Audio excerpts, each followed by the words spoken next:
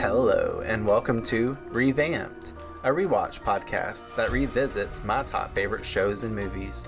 I'm your host, Brandon Alexander, joined by my co-host, Courtney Autumn.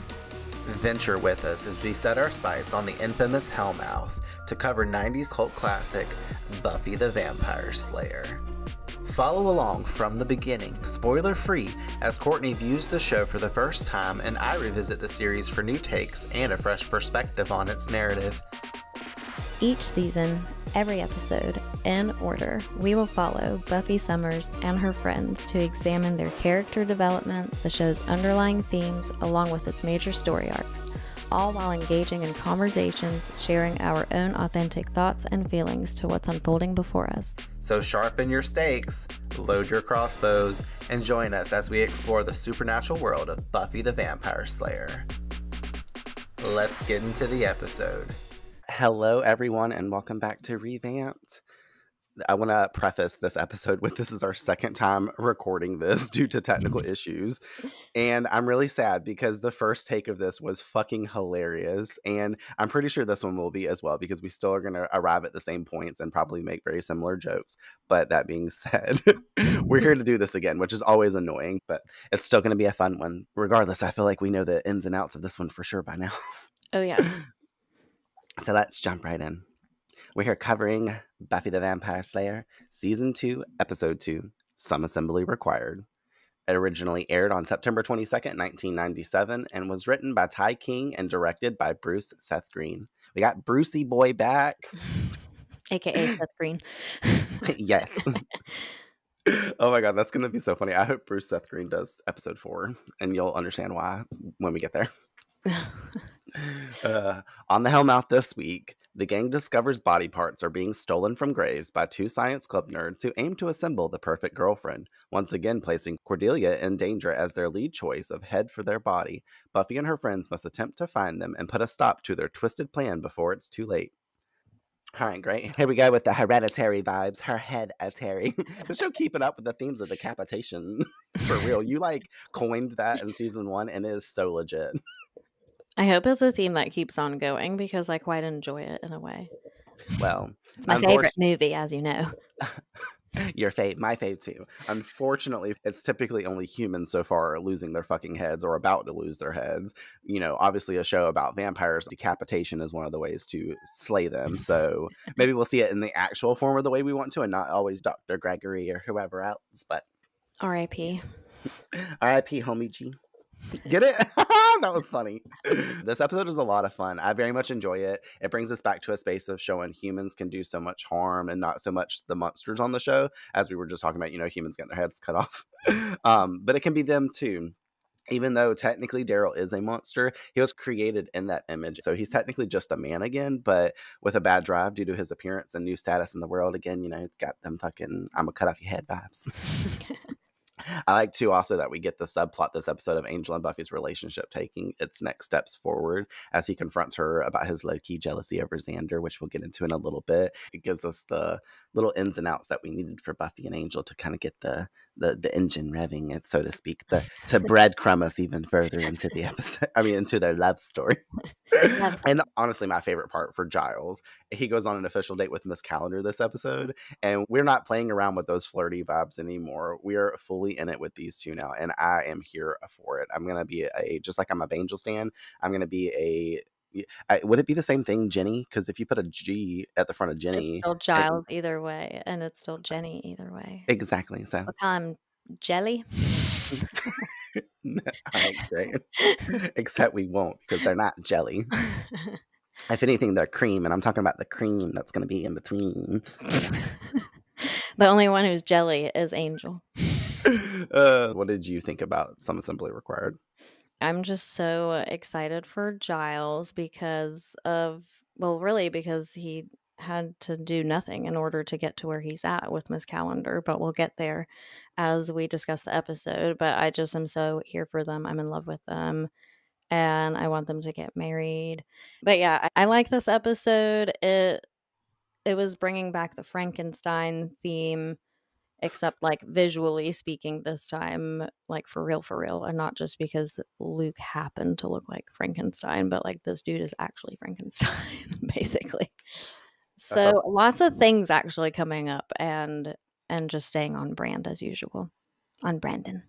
On brand for Brandon, on Revampton. I do want to take notice also for everybody else, because I've already told Courtney this once, so she gets to hear it again. But the Slayer intro at the beginning of the episode, because obviously last episode we didn't get a Slayer intro, we just got a recap on season 1 of Buffy. But this one officially kicks off Anthony Stewart Head, who plays Giles, narrating the opening monologue of the Slayer moving forward. So I thought that was pretty cool. We love Giles, like we said. So we're excited to see him instead of that crunchy ass voiced motherfucker talking about into every generation, blah, blah, blah. I'm like, bruh. I like your description of his voice being crunchy.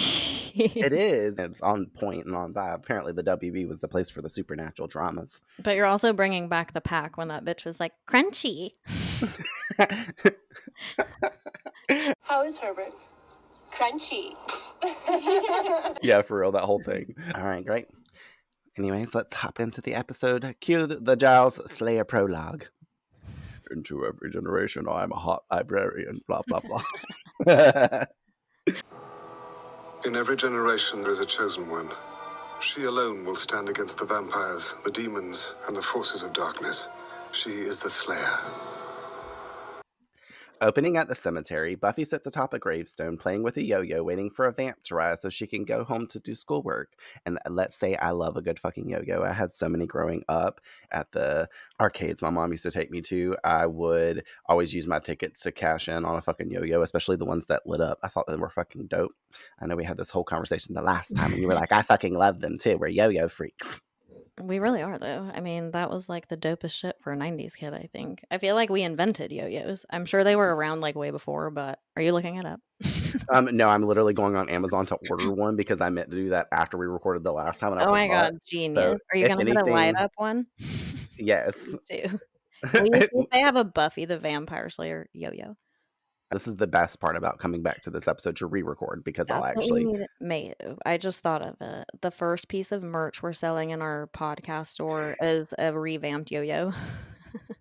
That would actually be so fucking cool. You guys, look out for season 3 when we start dropping merchandise.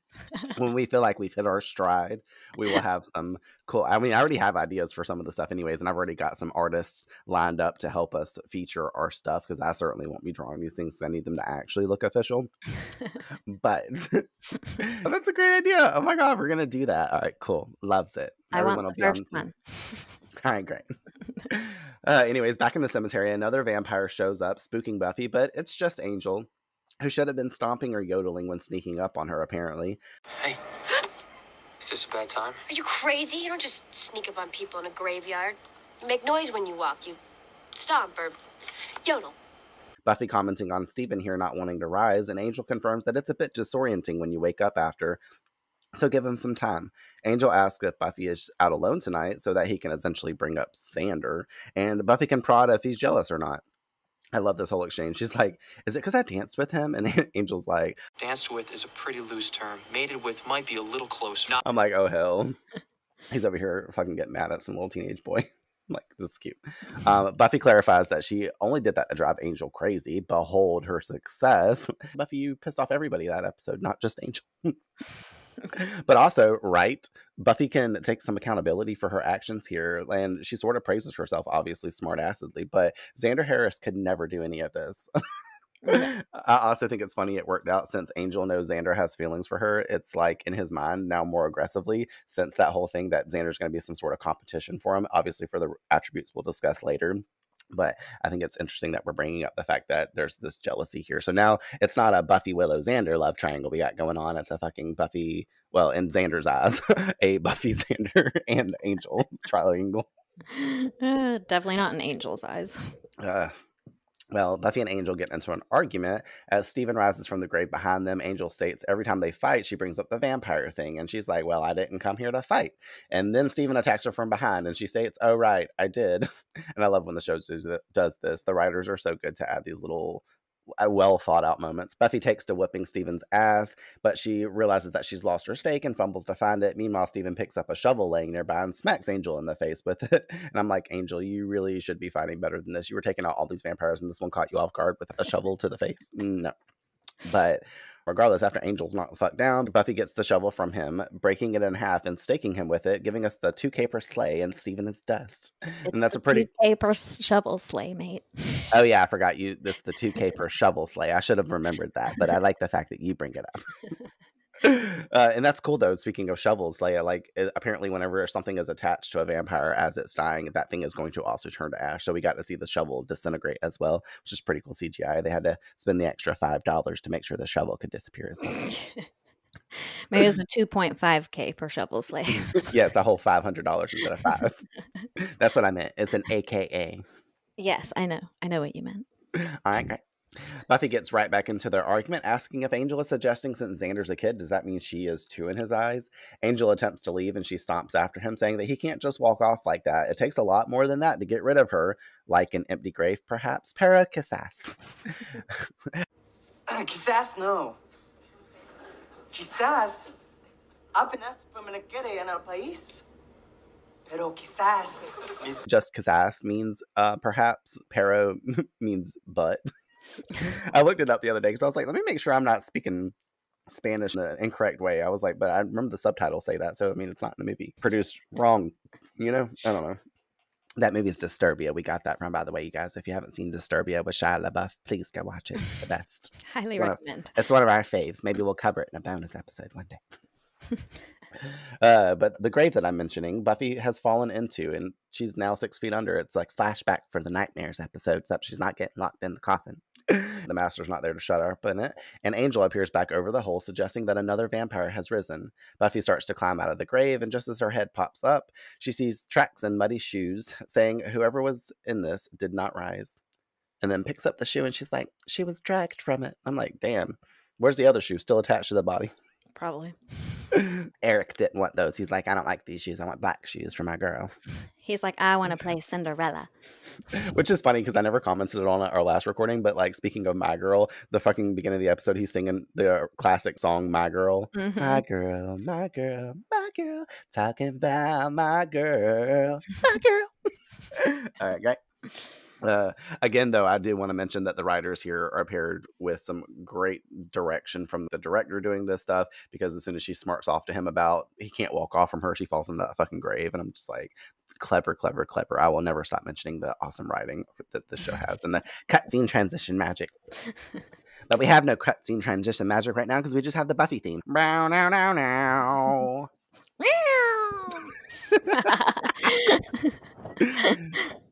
In the library the next day at school, Buffy and Xander enter as Giles is sitting with his back turned, practicing a speech to an empty chair before him, aka his speech to ask Miss Calendar out on a date. What I'm proposing is, and I don't mean to appear indecorous, is a social engagement, a date, if you're amenable. You idiot! He can't get his words straight, though, calling himself an idiot when Buffy calls him out, giving him a fright.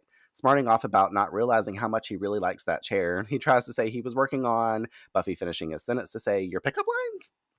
At least Giles doing a bit better than Xander practicing at the Bronze with Willow and Prophecy Girl, for real. Like, I was all like, Giles, I didn't expect you to be so self-loathing so quickly.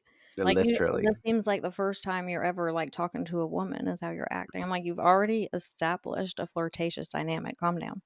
If Buffy and Xander hadn't walked in, the chair would have started talking to Giles, would have been like, it's okay, man. You got this. You're right. No, actually, it would have been, what was her name? Marcy. She would have been nowhere because we can't see her, but she would have been talking to Giles. Yes. She's like, you're doing great. Oh my God, it was Marcy there the whole time. I love it. A book starts floating toward Giles, and it's like, how to ask a girl out. That's Marcy. Getting back into it, she helps him out by saying, use less British words and just say, hey, I got a thing, you maybe have a thing, maybe we could have a thing. Oh, thank you, Cyrano. I'm not finished. Then you say, how do you feel about Mexican? And then he's like very confused, and she's like, take her for food, for which he then pays. That's how it's done. Xander asks to confirm Giles' meaning to ask out Miss Calendar, he supposes, and Giles is like, what makes you think that? Xander saying, simple deduction. Miss Calendar is reasonably dulsome, especially for someone in your age bracket. She already knows that you're a school librarian, so you don't have to worry about how to break that embarrassing news to her. Buffy adding, she's the only woman that we've ever actually seen you speak to. Add it all up and it spells duh.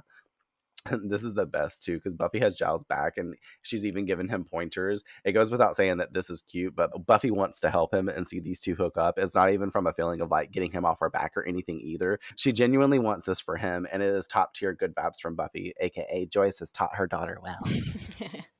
Keeps the positive vibes flowing. Ollie.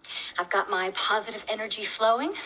Giles is unimpressed with her positive vibes and doesn't find this any of their business, moving to ask about Buffy's Slayer duty the night before. Her informing him of her and Angel taking him down and then telling him of the empty grave and the body missing. He finds this interesting, and she knows that he meant to say gross and disturbing. Then they start their game of connect the dots, Buffy telling them the girl's name from the gravestone, and him suggesting they have Willow use the computer to track info on her. Who of which is busy in the school elsewhere, as we find Willow participating in the science fair event, jotting down her project on a clipboard, as a student named Eric is taking pics of her and every other female who roams by. Another student named Chris comes to jot his project down, telling his buddy Eric to give it a rest. And him and Willow talk about the fair and how Chris always wins first place and Willow always places second. So she's curious what he is doing this year so she can gain some advantage. Cordelia shows up to grab a clipboard and tells the two that she's only doing this because the state fair, like this is a fucking this is a state fair now, because the science fair is mandatory. Willow mocking her project when she writes it in the time-honored classic, tomato, fruit, or vegetable. Cordelia wanting something that she can get done in a weekend, and I feel these vibes because I hated doing fucking science fair projects, and I remember like everybody would do this project. I've done it, and eventually the teachers were like, you cannot do this because we see this every year and you guys actually need to put your mind to something instead of looking up something and sticking some pictures of tomatoes up on a fucking, what do they call it? What is those little three tri-board things? Like a presentation board or something. Yeah, well, I can't remember. They're called something, but it doesn't matter. Eric appears behind her and flashes a photo of Cordy when she spins around to leave. Cordelia not happy because she's under fluorescent lighting, remarking also she didn't think yearbook nerds came out of hibernation until spring. But this is for Eric's private collection, and Chris once again tells him to knock it the fuck off. Buffy arrives to give Willow the bat signal, aka inform her of the sleigh biz and tell her that she's needed in the library. Eric also flashing a fucking camera shot of her too. They all split, Eric commenting once alone with Chris. Cordelia is so fine. You know, she'd be just perfect for us. Chris telling him, Don't be an idiot. She's alive. and I'm like, what the fuck is going on here? Even though I already know because I've seen this episode 274 times. But whenever that instance happened where you like, fuck, what's about to occur right now? Yeah, well, that's when I started really piecing the title together, and I was just like, oh, fuck, are you serious right now? It's taken it well beyond the hereditary vibes as we're going beyond just the head. Yes. The body part of dead girls. I like this comment too from Buffy talking about the bat signal. You know, I love a superhero reference, and this is our first one this season, and I think it's funny because obviously the bat signal refers to Batman. So it's a slang term to say that they need her help. And I thought it was interesting. The last time I went on a huge ass fucking tangent about Eric, this motherfucker was skeezing me out this whole damn time because he's just out here fucking talking about for his private collection. Like, he's got to be Xander Harris's best friend at this point. And he's out here every 2 seconds when a fucking woman walks by, flash. Every time in my head I was hearing those damn, you know, like the Texas Chainsaw Massacre flashes whenever the little fucking weird film reels. Yes. I'll insert it here.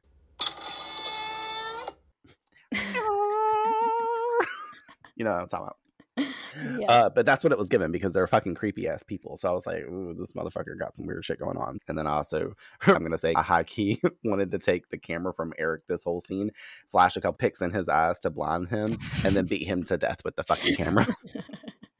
Bro needs to calm the fuck down. And then they can use his body parts.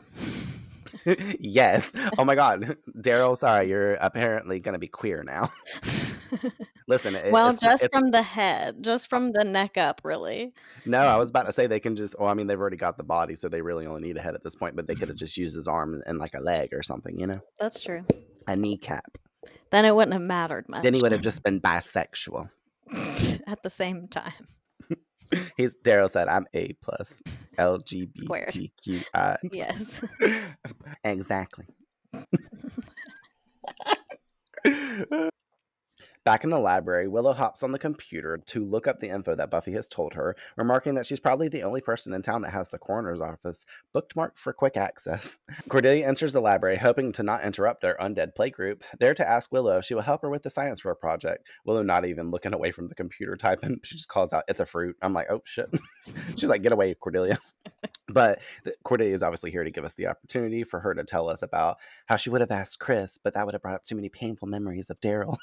And Willow finds an article on the girl Meredith having died in a car accident the week before. Cordelia is still going on about herself, no one listening, asking aloud, "Hello, can we all deal with my pain?" as Giles exits his office to pat her on the shoulder and be like, there. Cordelia just coming into the library now, apparently also on her own accord. I was like, look at this. I mean, I know she's looking for Willow, but these steps in that we've been talking about, she's obviously okay to be in her now. She's lingering. And even after Willow tells her quickly about the project, Cordy still hangs in there for a bit afterwards versus rushing out like she normally probably would have. But we're getting to see more of Cordelia. Willow reads her record, including that she suffered a broken neck, ouch, and she was a cheerleader, dying in the car with 2 other cheerleaders on the way to a football game. Buffy uses this info to rule out vampiric activity and confirming someone did dig up her corpse. Cordelia attesting, Ew. Why is it that every conversation you people have has the word corpse in it? They ponder why. Giles calls out from the stack saying that demons eat the flesh to absorb their souls, or voodoo, aka zombies, but that would require more than one, yada yada yada. Buffy says they should check out the other girls from the accident's graves, suggesting that they find out what this creep is up to. Xander saying this means grave digging tonight. Willow loving this. She's like, oh boy, a field trip. Xander's like, BYO shovel, bring your own shovel, boy. Nah, you better bring them angry orchards. You better bring the blunt. What are you talking about? We're going to be out here digging up dead corpses. We got to be halfers. Willow saying that she will bring powdered donut snacks for after they're done getting high, aka they're just going to bring them from Joyce's house because, you know, Joyce has got them. I She's going to bring ice cream. I'm surprised she's going to bring powdered donuts. She said they're ice cream flavored. She said they're vanilla, which I think those are vanilla flavoring. I can't stand those little powdered donuts. So my whole fucking life, I don't care for the chocolate ones either, but the powdered ones freak me the fuck out. You better not hand me a donut without it being a glazed Krispy Kreme or some shit like that, because I ain't about to touch it. And then at the same time, I don't even want that. If you're giving me something circular with a hole in it, that's a piece of bread. It better be a bagel. And it better not be like Joyce in fucking season 1. It better not have fucking jam on it. It better have some goddamn cream cheese. And I need at least a pound on it. Can't be up here scraping one little sliver on it. You're an animal. Willow looks over to Cordelia also to invite her, but darn it, she can't make it due to cheer practice. She quotes, Boy, I wish I knew you were going to be digging up dead people sooner. I would have canceled. Willow prods if Buffy will invite Angel, but she's like, nah, let's not. And then Cordelia leaves whenever Xander spooks her about the zombies eating her flesh, and Giles giving him that zombies don't do that to the living. And then Xander's like, well, I mean, that got rid of her, right? Did you see the look on her face? That was what he was aiming to do, was just get rid of Cordelia because he hates being around this bitch. And I thought it was fun to mention too, Giles has obviously not ever seen a zombie movie, because every single zombie movie out there, they always eating the flesh off people and pulling their fucking like skin off. And I noticed the other day talking about it, I was playing the Resident Evil 2 remake and I kept dying, and I was getting mad because, you know, all the things, like I just couldn't even make it 2 steps without, they give you 5 bullets and those are supposed to help, but it takes 27 bullets to kill one zombie apparently, instead of just shooting him right in the head and he's gone. Whatever. But the zombies kept attacking me and killing me, and they always go for the neck. And I noticed that in movies too, whenever like they come up behind you or they pin you down a bite, they always go for the neck, just like the vampires. But they always have to have that like long fucking tendonous like stretch, like before it snaps off of the person's neck and they're left gushing with blood. Yeah. Have you ever noticed that? Like, I haven't actually, until you just now pointed that out, but that is, I wonder why. Like, is that like the quickest disabling thing you can do? Like yeah, well, I mean, it's if vicious I bite you too. here, you lose like a bunch of nerve, like, I guess, you know, like it makes you kind of limp or whatever, so I guess it does disable you. Yeah, well, when you get bit there too, there's no helping you, because if you got like bit on your hand or your arm, you could sever that and not turn into a fucking zombie. But you know, if they get you in the neck, you fucked. They get you in the shoulder, you fucked. Like they get you in the belly button, you suck. Like I don't know. The belly button. It just came to mind. I like it. But either way, that's just to say that Giles doesn't know what the fuck he's talking about. No, Giles, you need to watch Day of the Dead. Getting back into the episode, later that night at the cemetery, Xander and Giles are seen digging up a grave while Willow and Buffy sitting nearby gossiping about Angel the night before, being jealous of Xander. Willow bringing up that sexy dance again, and Buffy asking, am I ever going to live that down? And Willow's like, nope. Willow goes, but not. Buffy concludes that Angel is being irrational, and Willow stating that love makes you do the wacky. And Xander calls them out about not helping, and Buffy says to him, Sorry, but I'm an old-fashioned gal. I was raised to believe that men dig up the corpses and that women have the babies. like, oh my god, this show. She asks Willow about Cordelia's comments in the library about Daryl. She doesn't know him. Willow informing her that he was Chris's older brother. He was a big football star, and I guess he dated Cordelia or something. That's all loose-based, but he died rock climbing, apparently. And I was like, oof, like, I ain't about to try to go climb no rocks unless it's something I can, like, slightly do. But all the people that, like, you ever seen that movie, The Descent? I ain't got no time for none of that. No, especially no, all no, the demon no, things no. fucking killing you in the rocks. But I ain't got no time to be chiseling into fucking thing and hoisting myself up. The best you gonna get out of me is climbing a water tower for Urbex. At least that. Willow lets us know that Chris hasn't been the same since, and he's been quiet. They even hear that their mom doesn't leave the house anymore. The boys reach the casket in the ground, and Willow asks if they hope to find the body or no body. Giles and Xander briefly battle who will open it up, and Buffy calls them pathetic, taking charge, and hops down in the hole and opens the casket's lid. How in the hell is this town so empty and nonchalant and unaware to pay attention to 4 people at a cemetery late at night digging up a whole ass grave?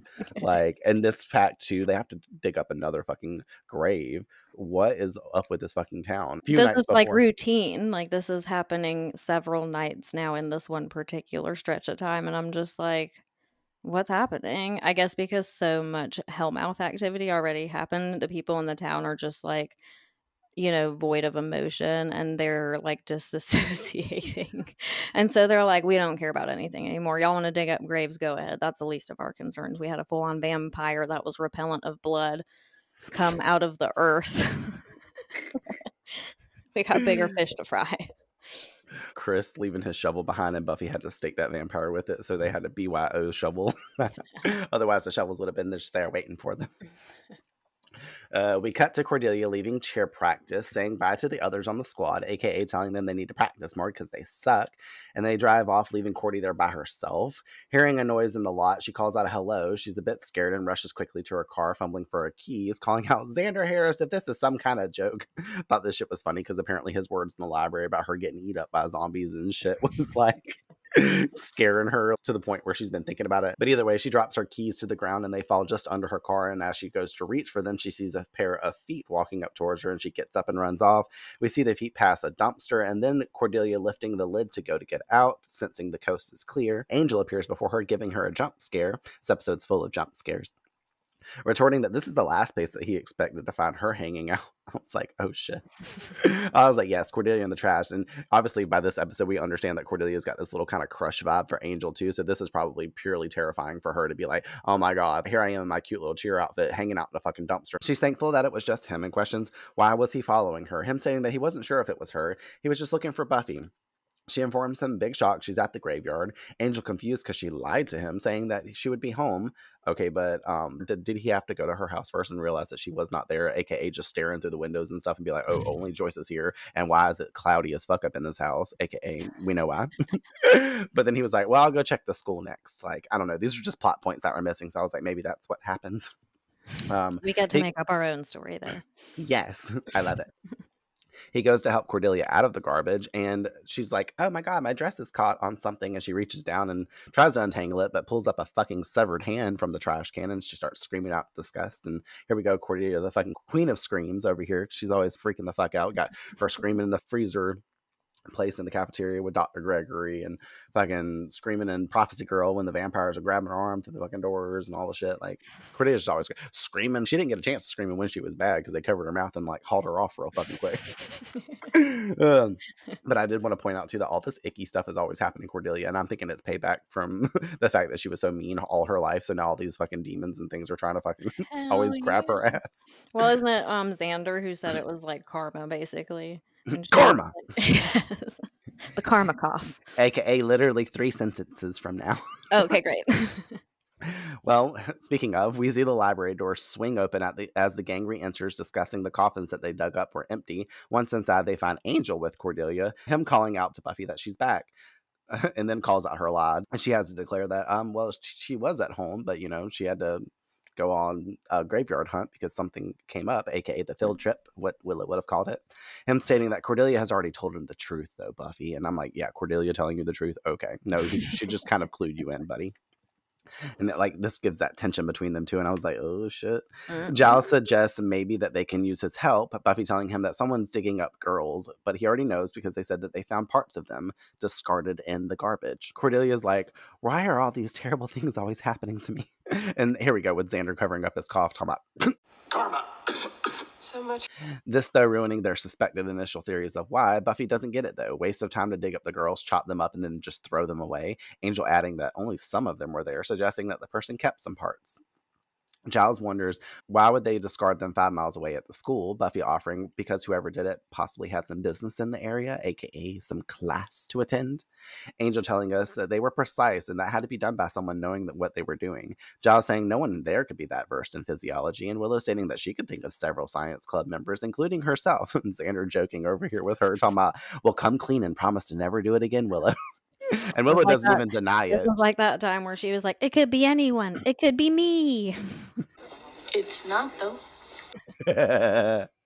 Low-key, Willow's been helping Chris and Eric on the down low so that way she can get partly first place for the science fair this year. She's like, I want to go as a silent member to the group. She's like, I'll take the trophy home. She's like, if you're not going to let me get first place, then I'll just join you and get first place. Yes. The trophy is Catherine the Great. She takes it home and she's trying to sleep at night and that trophy's talking about, she's like, that what the fuck trophy is over this there noise? asking for brownies. No, the trophy's over there whispering to her, put a chain and a lock on the fridge. You don't need to eat. Because it's Amy who be liking their brownies. Oh, yeah. I love it. Buffy insists that Willow get the student's locker number so they can do a search and see if anything weird turns up. Cordelia doesn't want to be a part of this process, though. She's too traumatized and needs to go home and take a bath, burn her clothes or whatever. And then she asks Angela if he will take her because she doesn't want to go alone. And Buffy's over there eyeing him and he's like looking back at her because he's put on the spot and he's like, oh fuck, what do I do? And then Cordelia just pulls him with her and she's like, great, I'll drive. I'm like, oh shit. But listen, Angel doesn't fucking drive. So what's she about to do? Drive him all the way to her house and then expect him to walk home after she drops him off there? Like, what if she lives on the opposite side of town, aka 2 miles away from where the school is, and two miles away from the Bronx because everything is, what is it Cordelia says in the first episode? We don't have a lot of town here. So we move over to Chris's house for just a moment when we see his mom over there looking catatonic, rewatching old videos of Daryl's football games, and she is hella chain smoking. I made the joke that she's got like 42 boxes on her kitchen table of fucking Marlboro lights.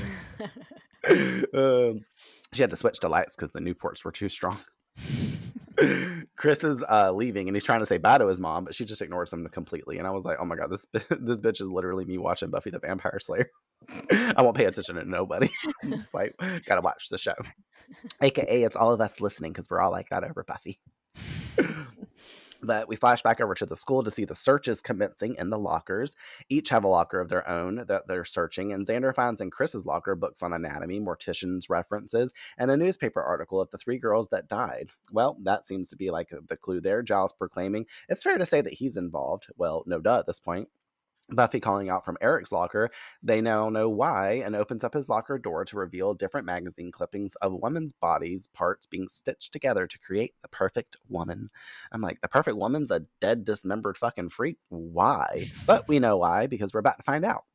We cut to a basement area turned into a science-looking lab where Chris and Eric are working on said nearly assembled body. Eric saying they need to finish working on her sooner. She's going to be unusable. Chris saying he's trying to work on it. Eric saying so is he, as he clips up various photos of Buffy, Willow, and Cordelia that he had taken. And like he's already putting a plan on fucking killing these people. Like it doesn't matter. They at this point they're all still thinking they're gonna find a dead body, but this motherfucker is over here like, nah, I already got in my head. We're gonna be cutting off a bitch's head. Her hereditary. Like he said, I've seen that movie 1,000 times. He's like, them A24 films are fucking lit. He I think said, "That lady on Hereditary is my mom." literally though, like that is basically who the fucking mom in this episode should be. That scene from Hereditary of the mom crying when she finds her dead daughter, or after the funeral, however it takes place, when she's like on an emotional wreck, dry heaving on the floor, crying and shit. That was the day Daryl died. Yes, and then the rest of the time is her sitting there putting that weird display together of the wreck that happened that her daughter lost her fucking head in, and just staring at it for God knows how many Uh, nights in a row, just making a little tiny town version of some tragic shit that happened. I'm like, okay, talk about catatonic. We're out. We're completely checked out. do you remember that Instagram post I sent you like months ago where the person that makes like little horror props and stuff, he made the little pinwheel where you crank the thing and it makes the car drive by and pop the head off? Yeah. I was like, I want to see the zoom up of the little head and see if it's got little ants all over it. Fun fact, this is unprecedented, and I guess I'll keep it in here once it's in here. But I had a moment the other week where I kind of did quote unquote spring cleaning, but winter cleaning. I just went on a deep dive, throwing out stuff in my house. Obviously, I was sending you pictures the other day of the stuff, and I had this snow globe that I got from Lexus Harris whenever they moved out of their original house. And I helped her. It was a Harry Potter snow globe, and it was the scene from whenever they're all on the boat heading to Hogwarts the first time, and like Harry's pointing or whatever at the school. Mm. And it was just obviously a little fucking porcelain. That's the word I'm trying to think of. And I dropped it, and I thought nothing happened. Like, I was just like, oh, okay, whatever. But I threw it in the trash because I was like, I don't want this anymore. I've had it for so long, it just takes up space. I don't need a snow globe. And then yesterday, I found Harry Potter's little head on my floor. And I put it on my altar space because I was like, I'm gonna keep this. I'm gonna glue it on top of something or something like that, just so I can keep his little head. I'm I almost gonna wish glue you some wouldn't. ants on it. A little blood on the neck. I'm done. Listen, I almost wish you wouldn't have told me that though. So the next time I come over and I'm just like looking at your altar space, you got a random head just chilling there. I would have been like, Hereditary. mate, are you really trying to keep this theme alive? Do you On still your have that altar card? space. Do you still have that Hereditary card I got you for? Hell yeah, it was my favorite fucking card. Nothing will top that card. Right, just like you get me the Easy A pocket full of sunshine card. That was the best reaction. Oh, I guess we should get back into Buffy now instead of talking about Yes. everything other than. You guys got to get our tangents every now and again. It really brings us all full circle to live and grow together and share our memories. The next day at school, Xander asks Buffy by the steps in the courtyard if they've spotted the guys yet, but no such luck. They discuss why anyone would want to make a girl and how Eric seems like the type to do as such, but not Chris, though. Buffy asking, can someone even do that? Make a person out of body parts and bring them to life? Willow saying if they can, then her science fair project is definitely coming in second place again this year. Poor Willow, never standing a chance against Chris. I like her comment, though, on this. She's like, I'm definitely not getting first place. And I'm like, yes, you will, Willow, because if the project does get turned in, you will win by default, as this motherfucker will be carted off to jail for tampering with dead bodies.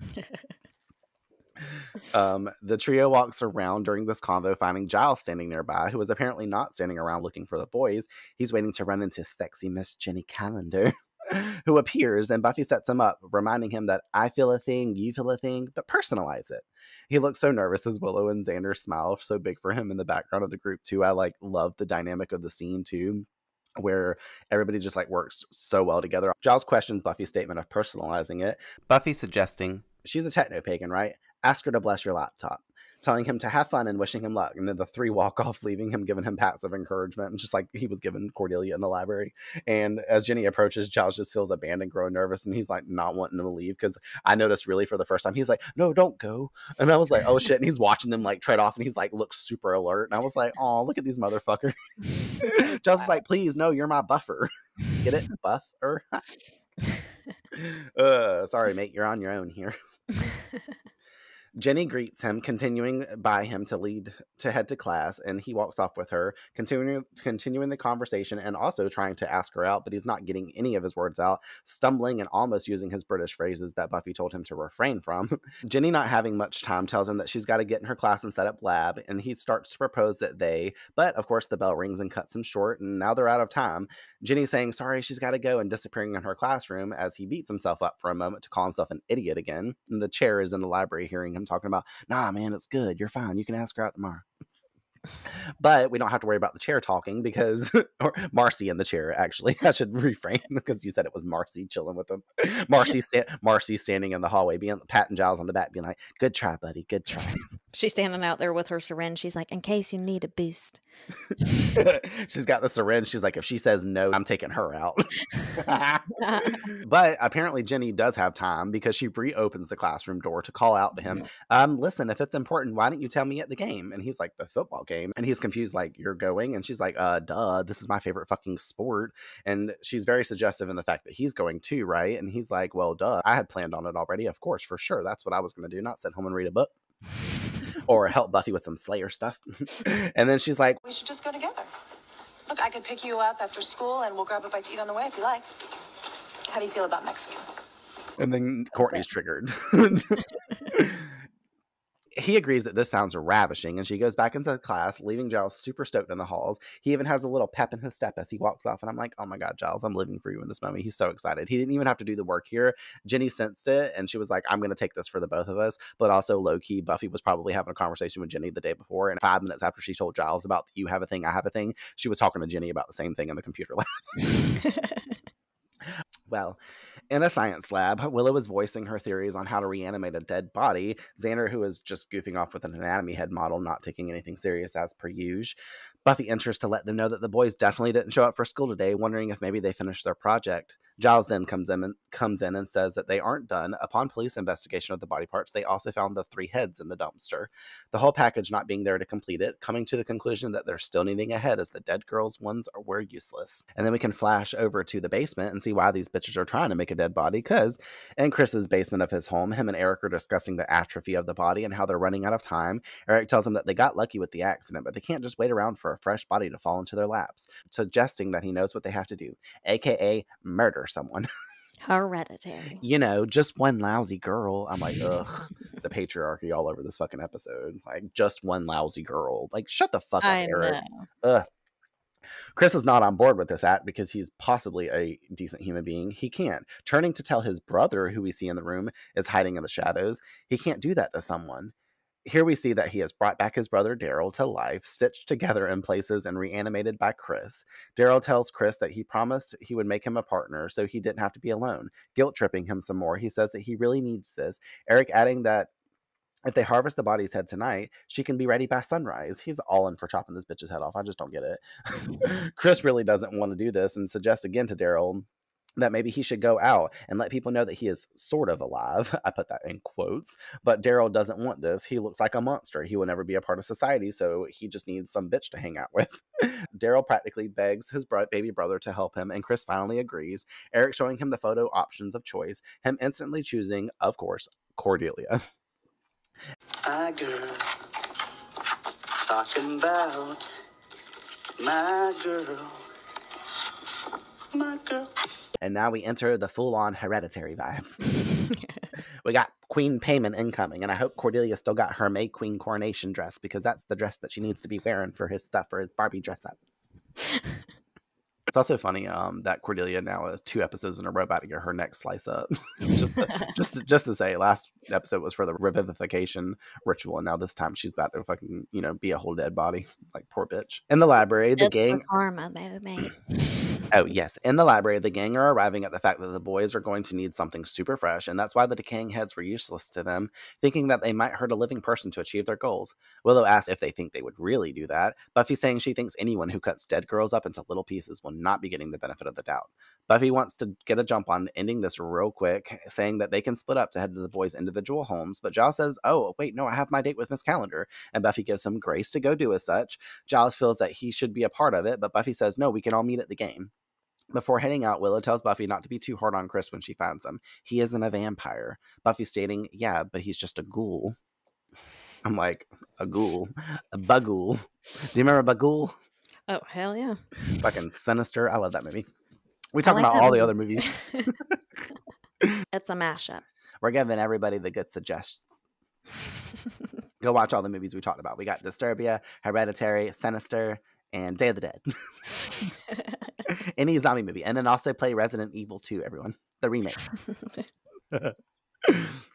Buffy ends up at Chris's house, and I'm surprised his mom even answers the door because she just leaves Buffy standing there after she opens the door. She's like, "Hey, I'm here. I'm a friend of Chris's," and she's like, "Uh-huh." Turns around and goes right back, fucking lights up another cigarette, maybe even 2. At the same time. Yep. It'd be funny if she was like, "Who's Chris?" Oh my god, literally though. She might as well with how she's acting. Well, she just sits back in her chair rewatching them damn games that she's put a fucking 14th VHS tape on. Apparently she was Regina George's mom every time at the game with the fucking camcorder on her fucking hand, like with the damn VHS tape in it. Old school. Actually, not even in her hand, on her whole ass shoulder. Because this was back in the 90s whenever they had them big ass. The microphone attached to it on the top. Yeah. She's got Chris over here with the boomer fucking thing chasing him around the field. She's got all the sound. no wake because it's who's Chris. Chris isn't there. No, well, obviously she probably didn't even know Chris who is just her sound guy. It's not her son. Do you think? I know she was obsessed with Daryl and all the things, and apparently the whole town liked him. But do you think she liked Chris back then too? Do you think she was actually a family mom at that point, or do you think like probably? She probably paid attention to both of them at that point, but it was only because Chris was holding the light fixtures for her while she was at the football game filming everything. As soon as I get the lighting right, don't worry, Mom. As soon as Daryl dies, she's like, "My son's dead. My son's dead." Chris is like, "Mom, I'm still here." She's like, "Who are you?" She's like, "My only child is dead." Chris is like, "Fuck." Well, apparently he can just go down here in the basement and just hang out all the damn time, reanimating dead bodies while she's up here chilling and stuff. But yes, I need to bring that up because number one question for me this entire episode was, how is all this shit going on in her basement for obviously a long time? Because we have to put in perspective, he had to bring his brother back, apparently use some other body parts somehow to bring him back because he looked like Frankenstein. So I'm like, you did all of this with keeping him in your basement, putting him together, bringing him back to life. Your mom is literally upstairs right outside the door. Literally, she's like 3 feet away from this fucking basement door, and that's all that's separating you. And you could just literally be like, "Mom, I have a present for you." She's so upset about Daryl. She would be so excited no matter what way he got brought back. She'd just be happy to have her child back. And then he would redeem his existence and be like, "I'm your son too." And then but then at least the mom could just like chill with Daryl, and like since he doesn't want to go out and face the world, at least he still has his mom and brother to hang out with. And maybe at some point, instead of killing some girl, maybe some other like zombie girl. I mean, it's the hell now, so at least they can get him an undead fucking vampire girlfriend. I mean, at some point they can bring Darla back, and that can be his girlfriend. She got guns and everything, so she can protect him. Oh my god, I'm fucking dead.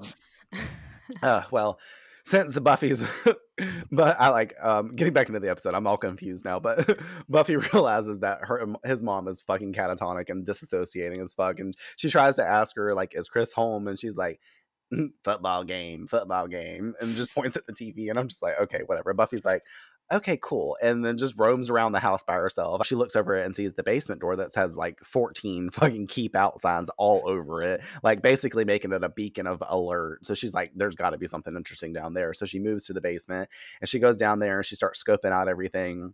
And she comes across the page that has the picture of all the dead bodies of some stitched together. And now Cordelia's photo is on the top of it. And she's like, fuck, Cordelia, I got to go save her. And then in that sequence, we also see Daryl kind of slowly moving up behind Buffy as if he's going to grab her or whatever. But then that noise happens upstairs and Buffy's like, oh shit, I got to get the fuck out of here. And she just hops out that conveniently open window in the basement. And Daryl's just left there being like, girl, why were you in here trying to take my girl? My girl. Either way, she's got to beeline it back to the school. Which we clip to Cordelia in the locker rooms of the school before the game, applying lipstick and checking herself out. 2 fellow cheerleaders ask her if she's coming. Cordelia assures momentarily. They leave a moment later. Chris appears behind her and gives her our 4th jump scare this episode. Poor Cordelia getting scared every 2 seconds. And she turns around to ask him what he's doing there, but he is silent, looking away from her because he can't do this deed, as Eric throws a knapsack over her head, and she's like, fuck, what the hell? And they're attempting to kidnap her, and I'm like, oh, shit, sorry, Cordelia. Buffy arrives at the school and she's rushing to find Cordelia, but she runs into the cheerleaders that were leaving, which I wanted to point out that was Joy and Lisa. She says their names, but Joy was the cheerleader that was doing the tryouts in the witch episode.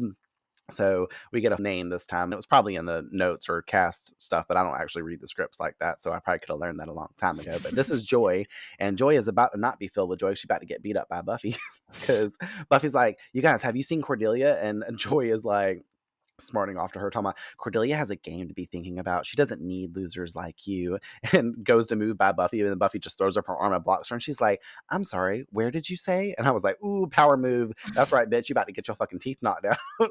And you know she told Buffy instantly, because she was like, oh shit, I'm about to get my ass whooped. We done heard about this girl. Everybody knows about fucking Buffy being a freak, but also being super strong. We ain't got time for this.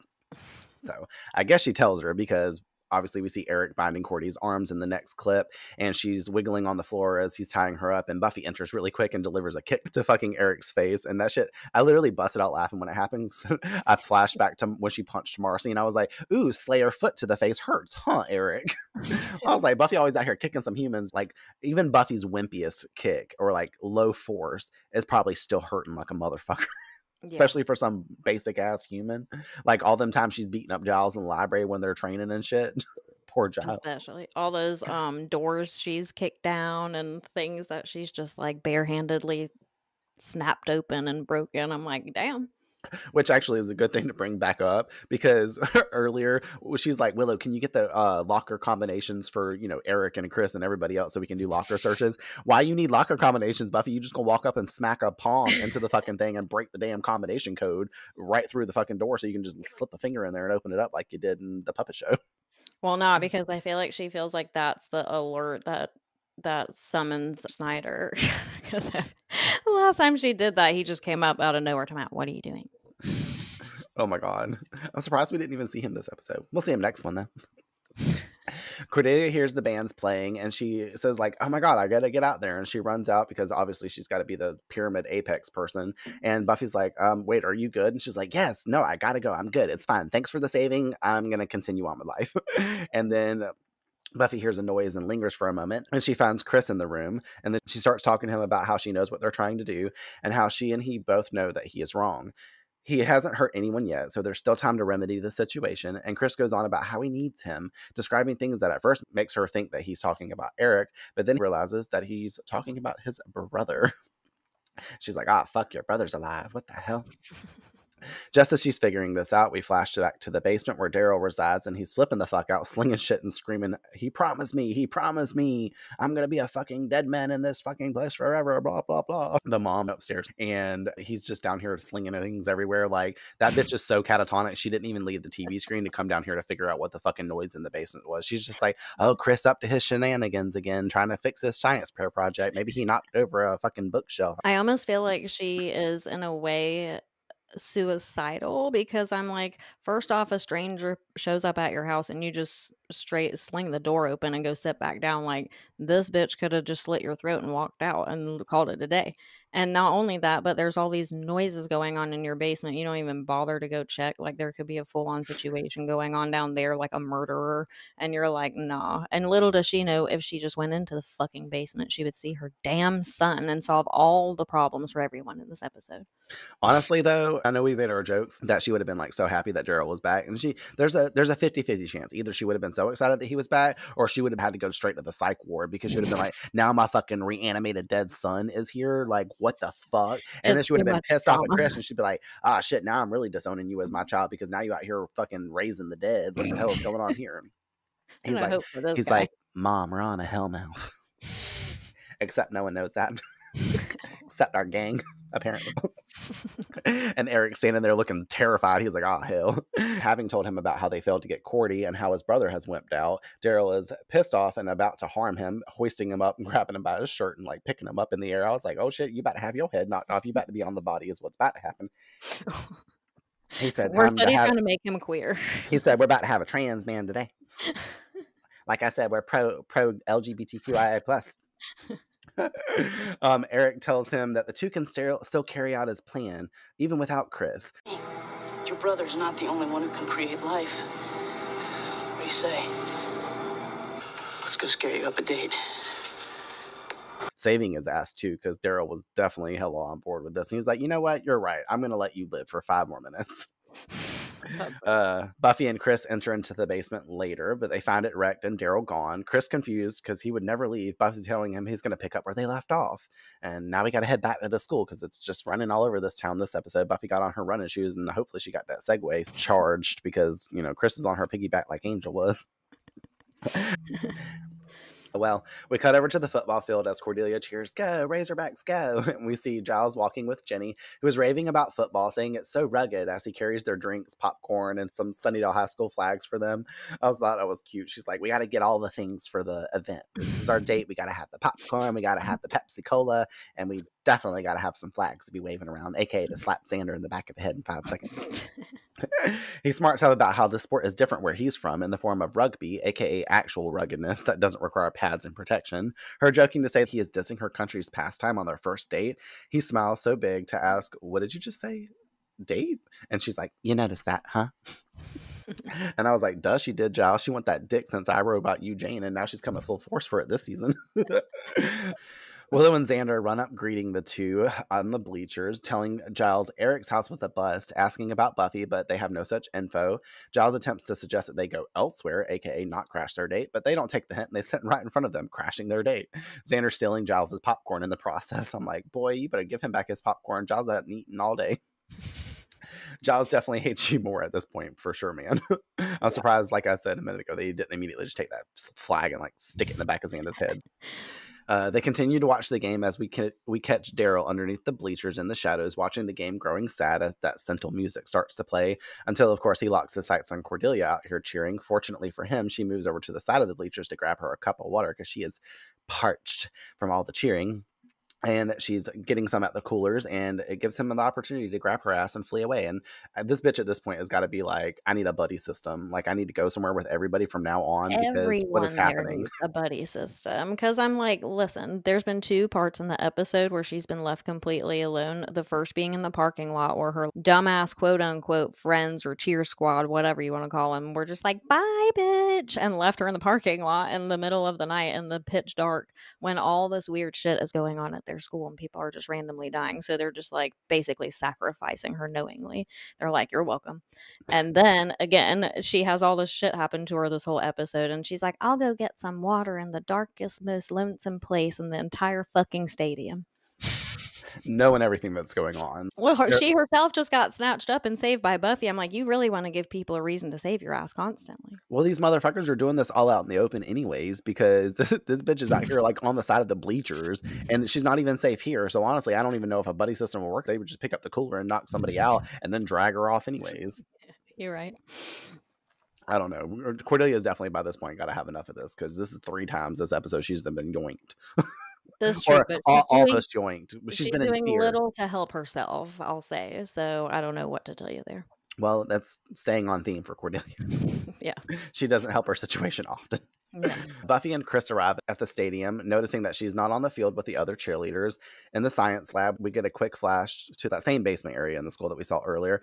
Cordelia cries out, "What's going on?" as they strap her to a stretcher, and Daryl tries to peek at the female body that they've stitched together for him. Eric telling him no, punning that it's bad luck for the groom to see the bride before the wedding. And I'm like, bro, there ain't about to be no damn wedding. What kind of ceremony about to take place? Like, you got your officiate like degree thing or whatever the fuck that thing's called, certificate, so that way you can marry people now, Chris? Like, dead or alive? Like, how is this gonna stand legally in court? I reanimated 2 dead people and fucking got them married. Like, boy, you got a niche. I will say that we love to have a specialty service. This is Sunnydale after all. Cordelia asks again for them to remove her blindfold that they have on her face, promising she won't scream. She won't scream. And then Daryl removes it, and the first thing she does is scream in his face. Please, just take off the blindfold. I promise. I won't scream. I promise. Cordelia?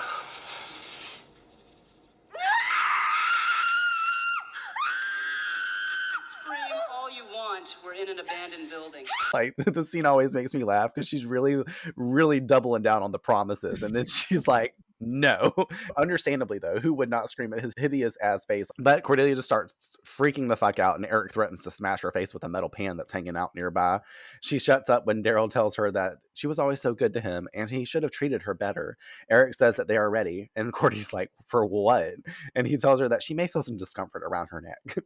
And he's like, have you ever seen the movie Hereditary? But that when she wakes up, she will have the body of several 17-year-olds lifting the sheet of the creation next to her, and Cordelia loses it when she sees it, and she's like, oh, fuck. And outside at the bleachers, Buffy finds Cordelia's pom-poms over by the cooler and asks Chris where would they go. Him confirming a lab, not telling her where at first until she convinces him that this again is wrong and they can't just be taking labs out here. Chris actually does the right thing and tells her that they're in the old school science lab. She moves to it, instructing him to go find Willow and Xander and let them know what's up. Basically, so they can come help out because, it's a gang effort around here. Down in the lab, Eric fills a tank with gas to ignite a flame to sterilize the blade. For what reason, I have no clue, because Cordelia's about to be dead and she's about to be a corpse for a second. So, it doesn't really matter about sterilizing things. So, I don't get it. But Cordelia's over here trying to talk Daryl out of doing it. And she's like, I'll be with you either way. I promise. And I'm like, bitch, you just promised him 2 seconds ago you weren't going to scream. So he's not going to believe you at this point. And he's not falling for it because he knows that he's not cute at all. And Eric moves over to use the blade on Cordelia as she screams out. But then, conveniently enough, Buffy's there to save the day and kicks the door open. Eric turning and throwing the blade at her, which she catches effortlessly. And he's like, damn, bitch. And she's like, yes, bitch. Cordelia cries out for Buffy to help her. Buffy tries to tell Daryl that his brother sent her to stop him, but Daryl does not believe her. Cordelia's spatting off, they're crazy, Buffy. I'm like, no fucking shit, Cordelia. Buffy assures her that she's about to get her out of there, though. Daryl isn't done with her yet, though, and he starts to grab a weapon to cut her head off, but Buffy runs up attacking him, and the two go into battle. He throws her over Cordelia's stretcher, screaming, he won't live alone, pushing Cordelia out the way to try to pummel Buffy some more, knocking over the can of gas that spills out onto the floor. Eric tries to run out, but Daryl grabs him and throws him into some metal bins, knocking him out. Getting back into the fight with Buffy, she kicks him back after some swings, and she knocks him into that burner that's sitting over there ablaze, and then all of a sudden the floor catches ablaze because there's gasoline all over it. Perfect. Xander runs in. Buffy tells him to help Cordelia. Daryl throws a flammable tank at Buffy, but she dodges it, and it lands over there in the fire and bursts, and of course spreads more flames, and now they're trying to burn up Cordelia because her fucking stretcher's catching on fire. And Giles and Willow arrive at this point, and Daryl has Buffy in an arm lock. They move over and help Eric out. Xander turns to Cordelia's stretcher and goes running over there. Can't seem to figure out exactly what to do as far as unstrapping her goes. So he just decides, okay, I'm going to ride this thing across the flames. So we get a pretty cool shot, and it was probably a fun stunt for Nicholas Brendan and Charisma to do, because that's, I mean, if that's really them, but in my mind it is. And he pushes the stretcher to get it rolling and just rides across the flames, getting them off and onto safety, which was cool. So they all rush out and get out of there. Daryl knocks Buffy back to the floor and attempts to bash her with a spare desk when Chris comes in, screaming at him to stop. Don't do it. Daryl, noticing the female creation on the table going up in flames, screaming, no, she's mine. And then he moves over to lay with her as she starts to burn, basically re-killing himself as Chris screams no, tries to walk towards him, but Buffy's holding him back, and he has to watch his brother basically go into flames. And then Buffy's like, bro, we about to be like your brother and his girlfriend if we don't get the fuck out of here, so we gotta go. And honestly, like, between the moment at the bleachers, whenever Chris is underneath watching his old life and stuff, that does make me feel really sad for him. Not for everything that they're doing, but just to like crank it back to a place from having empathy for somebody. It does suck that his life was taken from him, and he's out here witnessing his old life and stuff because he hasn't been outside since he's been reanimated. So he's missing the life that he will never have the opportunity for again. And then down here in the basement scene is really sucky. The fact that he didn't get this panned out, and now he sees his like shit going up in flames, and he makes a pretty wise decision to basically be like, well, I'm a fucking monster. I don't want to live this way. So I'm just going to go over here and die with this bitch and burn up. But like, I'm curious if he feels pain because he just goes and hops on that stretcher like it's nothing. I mean, I guess a reanimated corpse doesn't have nerve endings and the same kind of animation we have as a real physical human being. Well, that's kind of what I was thinking. I'm like, maybe he doesn't feel anything, so it was an even easier choice to make, and in addition to all the stuff that you said that are obvious, where he basically just doesn't have any kind of quality of life and he's alone. But I wonder if that was just he didn't care in the element of painfully dying because he's like, I can't feel shit anyway. Yeah, I just thought it was worth pointing out, even though we had the ick factor here with everything that's going on, that I really did kind of feel bad for Daryl this episode. And that's what the episode kind of aims to do, is make you feel a little bit like every single time we have a monster, you usually have to kind of feel a little bit sorry for them in some way, shape, or form. Not regular vampires and stuff, but we've seen it in the story. They want us to feel bad for Marcy in that episode. Yeah. And then we obviously, get her doubling down on the fucking crazy energy. And we're like, okay, wait, we need to send you off to some school to be a fucking assassin, apparently. They even had us feeling bad for Sid. And Sid too, yeah. It had us feeling bad for this puppet. So Yeah. all the things. Either way, some time passes and we arrive outside of the space where fire trucks and ambulances paired with cops are at the scene. Chris is sitting out there with Buffy telling her the story of when he first brought his brother back, explaining that he was just doing what he would have done for him if the roles were reversed. They were all about family, essentially, except his mom. Now, Angel shows up saying that he saw the fire and wanted to check in.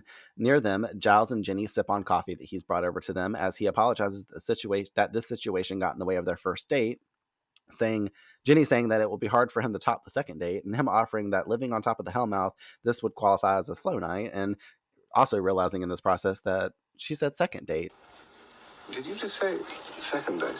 And she's like, You noticed that, huh? I'm like, oh my God, get married already, because that's what Courtney wants. I can't wait for the wedding episode. Over with Willow and Xander, he's commenting to her about how it seems everyone is paired off with someone. Buffy's over there with her man's Angel. Even the librarian is getting more action with him as I see Giles and Jenny over there. Singling him and Willow out as the relationship losers, Cordelia approaches him, saying that she wanted to come over and thank him for saving her life, calling him brave and heroic, offering if she can do anything in return. But he cuts her off to say, do you mind? We're talking here. And she like scoffs and turns away. And I was like, bruh, like you just had your possible chance with Cordelia to like initiate something, have a foot in the door, you know, whatever. Even if that didn't transpire into a date, she might be your like best friend at this point and like have a different attitude towards you since y'all are always like cat and dog with each other essentially. But he goes back to Willow and he's like, so what were we talking about? And she's like, we were curious why we never get dates. And he's like, oh yeah, why do you think that is? I'm like, oh my God. Okay. We close our night as Angel and Buffy walk through a graveyard together as Buffy mentions the craziness of what has happened this week. The craziness that's happened this week. What about all the other weeks? Like it's every week is something crazy. Calling the whole thing creepy, but at the same time she understands Chris wanting to try to help his brother. Angel saying that it sounds like he took it a bit over the edge. Buffy replying, love makes you do the wacky. She's like, I'm going to bring back up Willow's quote here. And Angel is confused and asks what? And she's like, oh, nothing, just crazy stuff. Angel saying, oh, crazy, like a 241-year-old being jealous of a high school junior. And Buffy's like, oh, are you fessing up? And Angel's like, well, I thought about it. Maybe it bothers me a little. Buffy turning to look at him and clarify she doesn't love Xander. Angel stating, yeah, but he's in your life. He gets to be there when I can't. Take your classes, eat your meals, hear jokes and complaints. He gets to see you in the sunlight. And then my heart breaks. Buffy smiles, assuring, I don't look that good in dark light. and I'm like, she's always the best at livening up a situation. She's like, and let me go ahead and rag on myself. But he finds this funny and laughs and says that it will be morning soon. Buffy agreeing that she should probably go, offering that she could walk him home. He holds out a hand, and then she grabs it, and the two walk off together side by side through the mist of the cemetery, the camera panning down to a tombstone they were beside belonging to Daryl.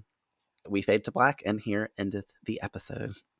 I love rewatching these for the podcast and opening my eyes in new ways, like how the show is setting stuff up because of the scene that we end with Buffy. Obviously, I can't talk too much about it, and I'll mention a little bit in the metaphor in some way without getting into spoiler territories because I really can't go that much. But like this sets us up for a lot that's coming up this season, and you'd think this is just a monster of the week episode, but it totally stands out as something that's showing a theme because we get the theme of coupling in this episode and everybody pairing off into like love matches and having this whole thing. So we're getting like the preface that like love is going to be a big theme for this season, quote love, whatever you want to call it. But you know, I liked also that we saw Buffy is a bit better this episode too, because obviously last episode she was like acting out and going crazy and all this other stuff, and now the gang is kind of back in full force and they're, you know, teaming up to do their normal weekly shenanigans, aka saving everybody in the world.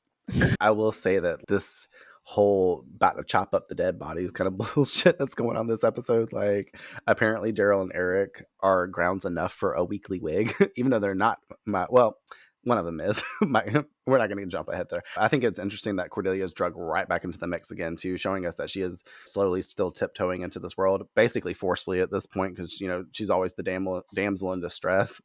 And I thought it was funny because I mentioned it in our previous recording, too, that she's the prettiest one, and like Daphne being in the Scooby-Doo mix, she's always the damsel in distress getting taken. So this is like kind of on theme with what the show's doing, and like Cordelia always seems to be placed in the danger zone, even though they all get their turn essentially. But I just thought it was funny that every other episode Cordelia's got to be in a problem here lately. But also this episode introduces, like I said in the beginning, the Giles and Ginny vibes. We get their dynamic a little stronger, and it's cute that they really go on their first date this episode, and we see some normalcy, and we get like a better quality for Giles this episode, and like introduction into like the world outside of his watcher and librarian job and all that good stuff, because he's typically your authoritative role, and now we get to see him kind of what he would do in his mundane life, and now he's trying to do that. I did want to mention the fact that whenever he's like, oh, I have my date with Miss Calendar, whenever they're trying to go off and find the boys at their homes and stuff, and Buffy's like, no, go on your date, we'll meet you at the game. Now if that had been like reversed, like it was in Never Kill a Boy on the First Date, Giles would have been like, no, you can't do this, you can't go on your date. But Buffy was just like, whatever. And then you said something about Buffy was going to use this as like, well, do you remember that time? She needed to have something in her archive she could pull out later, so that way when Giles tries to pull the good old dad on her and is like, you can't go on dates, you can't be normal, she's like, but I can, because that's what you're doing. Right? She goes, pot, kettle. She's like, I'm going on that date with Angel, you can stop the prophecy. Since you want to kill the master so bad. I do have to also put on the table as food for thought, they just burned down the old science building on campus too. I'm curious if this would constitute as a second time technically Buffy has burned down a piece of school property. They're going to blame it on her anyway, whether there was other people there or not, just because of her track record. And then to bring it back full circle too with Cordelia, like obviously this episode's end, we were talking about the whole Bangel stuff and the connection that they're building, but we also see little spurts of Cordelia having a slight crush on Angel with what happened in this one. And even last episode when she was like, I'll just see if Angel wants to dance, whenever Buffy leaves off from her in the bronze after they have their little spat in the alley, and she's like, Buffy, quit being a bitch. But I thought it was like bullshit, because she's up in here snuggling on his arm in the library, and I'm like, oh hell. Oh no, I hated that. That shit pissed me off. I was like, no, you don't. What's your full-on take of Some Assembly Required? I like this episode a lot. I had a lot of moments where I was really scared, and definitely a lot of cringe moments where I was just like, did they really need to go here with most of this stuff? But most of the episode I found myself questioning what the fuck is going on with this mom. How is so much stuff going on in her house? How does she not know her dead son is alive? How does she not know that there's like 18 people in her basement fighting? There's so many questions about the mom. That's what it revolved around for me at the end. And then they never panned back to her. I'm like, where's the mom? She's hanging out with Joyce. They're smoking their weed. She ain't hanging out with fucking nobody. Maybe those aren't cigarettes she was smoking the whole time. She was just like chiefing joints. She has the rolling tray thing, the roll up perfect joints that look like cigarettes. They're joint cigarettes. Marijuana cigarettes, as they would say. She's our favorite from the episode. Honestly, she's my shining slayer. No. She stayed the most out of the way, so she's our shining slayer. Well, we can get into a little bit of metaphor really quick, because there is a little bit of something. And like I said, I can't give the whole deep dive on the metaphor because some of it goes into spoiler territory. But just to speak on, like I said, the coupling theme that we have this episode between Ginny and Giles, Buffy and Angel, Daryl and his Frankenqueen. Mark Fields in his book lays it out for us this episode as an underlying metaphor to compare the drive to find a mate, a theory from Freud. He goes on to mention that the id is the source of our bodily needs, wants, desires, and impulses, particularly our sexual drive and aggressive drive, and it contains our libido, which is the primary source of our instinctual force. And his theory identifies also three parts, the id, the ego, and the super. The way that Mark sees it, Chris and Daryl are in metaphor one person, and Chris is the ego and Daryl is the id, which Chris is serving as that aspect which seeks to please the id's drive in realistic ways that will benefit the long term rather than bring grief. Chris, believing it's okay to raise the dead, is very egotistical. Thus, he brought back Daryl because he felt that he, quote, needed him, just as we all need our id. The third component in this would be the superego, which they lack because that would have been played by their mother, but she's absent because she's given herself over to the id, aka she's spending all day in front of that TV chain smoking and watching them reruns of Daryl's football games. But if the three of the metaphorical trio of identity in a singular person, the metaphor obviously would have to close on Buffy in some way. And that's the part that I can't really go on to. I think it connects it later on. I haven't read that far into the book in a long time, so I can't really remember what it goes into, but I know it ties in. I thought it was interesting that you kind of see those components of our psyche and our development for like our ego and all that stuff. Like if the super ego was there and not absentee, then there could have been that full-on connection like we were talking about the whole episode. If basically they had just been like, Mom, Daryl's alive, this could have remedied a lot of the situation, I think, is actually how I can pull this together in my mind's eye now and give my take on the metaphor. But it's kind of like fucked up how this is all like a psyche game for these people because they're all experiencing this trauma from this death. And now with this person being brought back, like it's interesting. You bring Daryl's love interest for Cordelia, obviously being as twisted and wrong as it was, in order to obtain the object of your desire, the one that's caused by the fear of being alone. It would mean killing the object of affection and unleashing another monster into the world. The message here also being rounded out to be clear that don't let the id take control of the situation. Basically saying that your id is going to rule you in that way to make you go after your impulses and whatever your internal drive is to get to this thing. And that's how it connects for our theme of the season, losing control of a situation. That I can kind of say without getting into spoiler territory. But like things can get lost really fast. And if you just get wrapped up in emotions, then if you don't have those components of your conscious telling you, hey, whoa, back up, you know what I mean? Then you just initiate it and then you're kind of in a fucked situation after that. Totally. So that's our theme for the season, a fucked situation. That's the theme for every single episode. Literally, though. But I love that that's part of the show's brilliance is the subtle prefiguring that we get, and it lays the groundwork for events that are to come. And I cannot wait for you to see all the events that come, the plot lines that set everything up for fruition later. Like, it's going to be fucking awesome. I can't wait. I can't wait. It's going to be great. Some fun facts that I have. I just have a couple because the last couple episodes I haven't been finding shit, but this is the first time at the end of the episode when Buffy and Angel are walking away together in the cemetery that we get little soft teasers of their love theme playing in the background, and we'll get the perfected version and the bigger scale of it later. That song is done by Christoph Beck, as I talked about last episode, the best composer in the Buffyverse world. And then the episode seems to have taken inspiration from the Bride of Frankenstein movie because it's got that written all over it. Obviously, we're trying to make a bride here, and even Eric mentions the whole groom and bride bullshit situation. I've never actually seen the Bride of Frankenstein. I know what it is, and I know pop culture references in that way. Everybody knows who Frankenstein is. Either way, I guess we can get into wrapping up the episode and close on our final slays. Final slays. Yeah. My quote for the episode is from Cordelia when she was like, gee, I wish I knew you were going to be digging up dead people sooner. I would have canceled.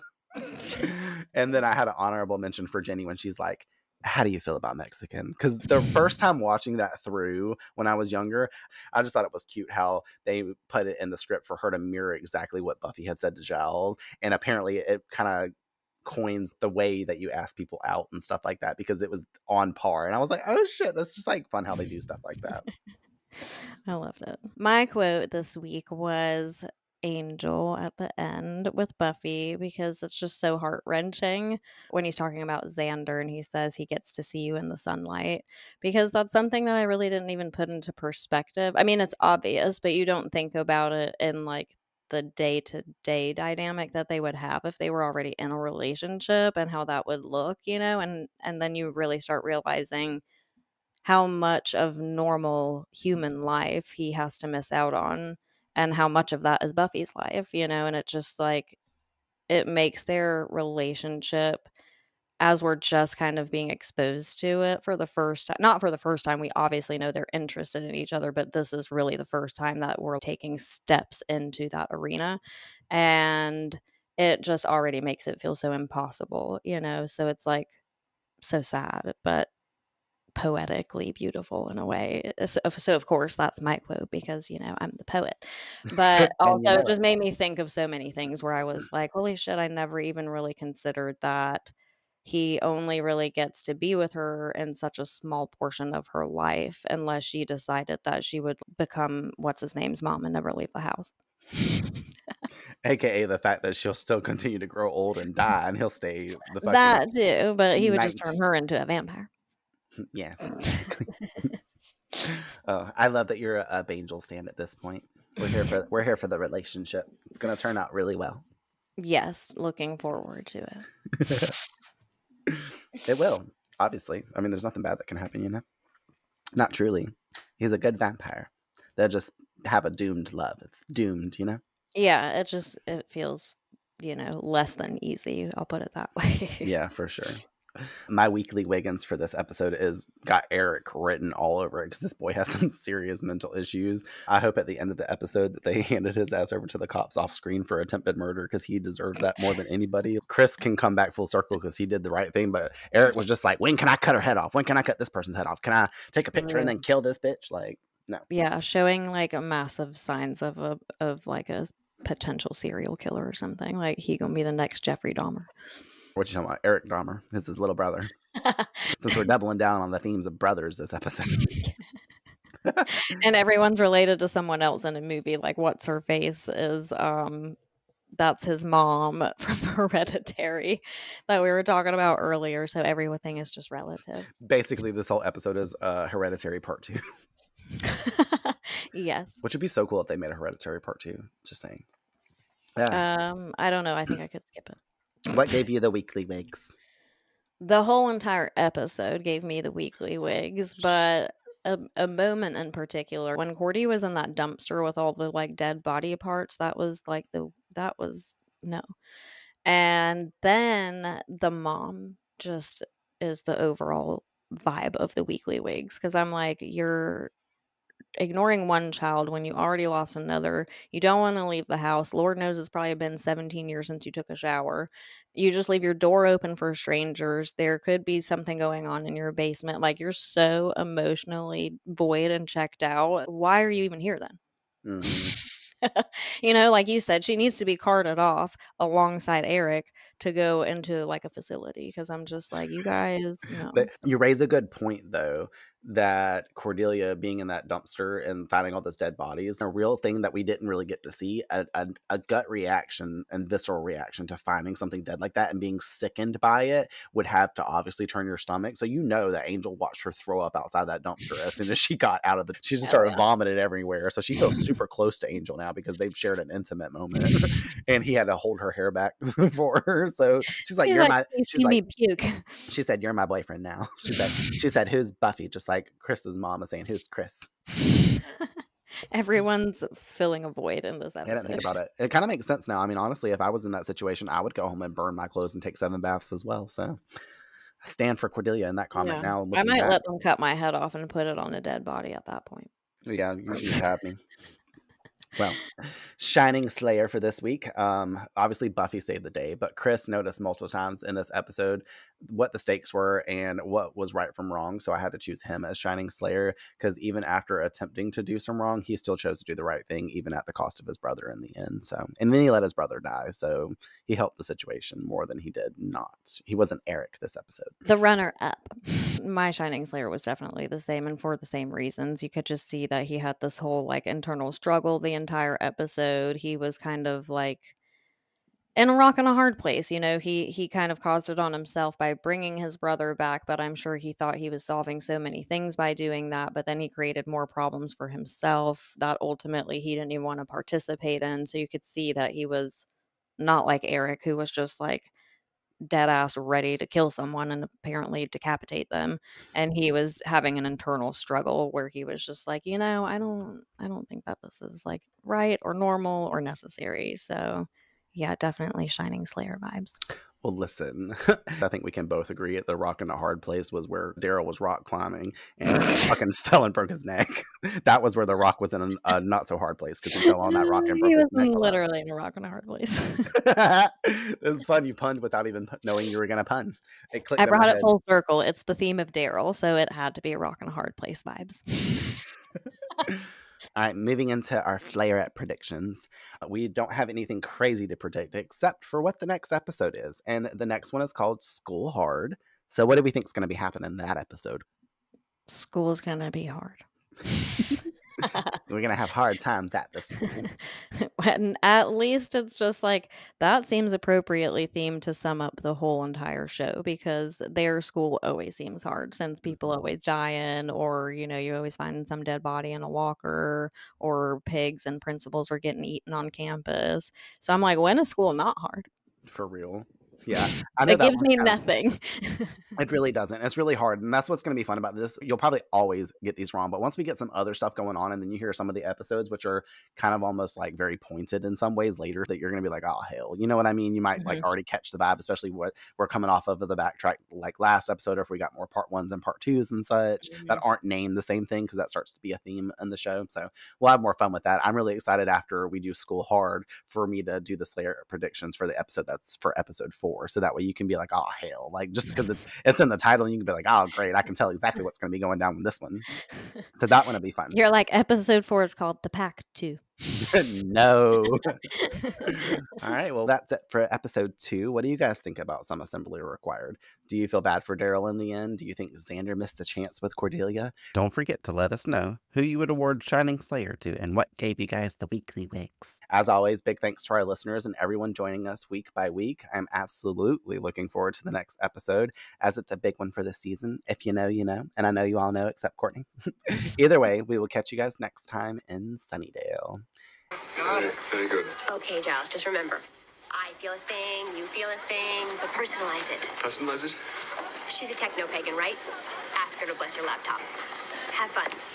What? Oh, don't. Best of luck. Thanks for tuning in to this episode of Buffy on Revamped. Remember to join us next week for a new episode release as we continue our journey through Sunnydale. We also would like to hear from you, so share your thoughts. Discuss with us your perspectives on this or previous week's episodes by following us on Instagram and sending us a DM at _rewatch podcast. Or by emailing us at revampedrewatchpod@gmail.com. Additionally, we will be choosing one of your messages to shout out in an upcoming episode release. And don't forget, if you're looking for a friend and some unsolicited advice for the times when life feels out of orbit, go follow Life in Retrograde Podcast on Spotify or wherever you get your podcasts. Until next time, the Earth is definitely doomed. This podcast is dedicated to the Buffyverse, to its fans, and my sister, Tiffany Dawn Pearson.